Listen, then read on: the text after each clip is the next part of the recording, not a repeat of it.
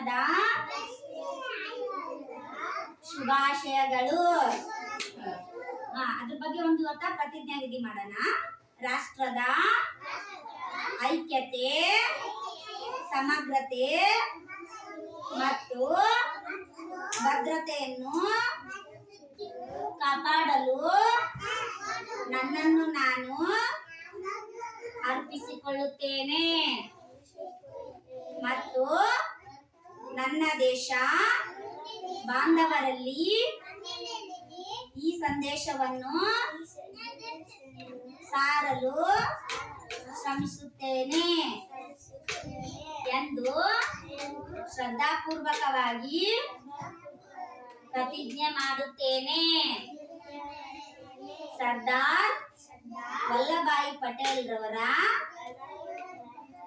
ದೂರದೃಷ್ಟಿ ಮತ್ತು ಕಾರ್ಯಕ್ಷಮತೆಯನ್ನು ಸಾಧಿಸುವಲ್ಲಿ ರಾಷ್ಟ್ರೀಯ ಏಕೀಕರಣದ ಸ್ಫೂರ್ತಿಯನ್ನು ಕಾಪಾಡುತ್ತೇನೆ ಎಂದು ಪ್ರಮಾಣ ಮಾಡುತ್ತೇನೆ. ರಾಷ್ಟ್ರದ ಆಂತರಿಕ ಭದ್ರತೆಯನ್ನು ಖಾತ್ರಿಪಡಿಸಲು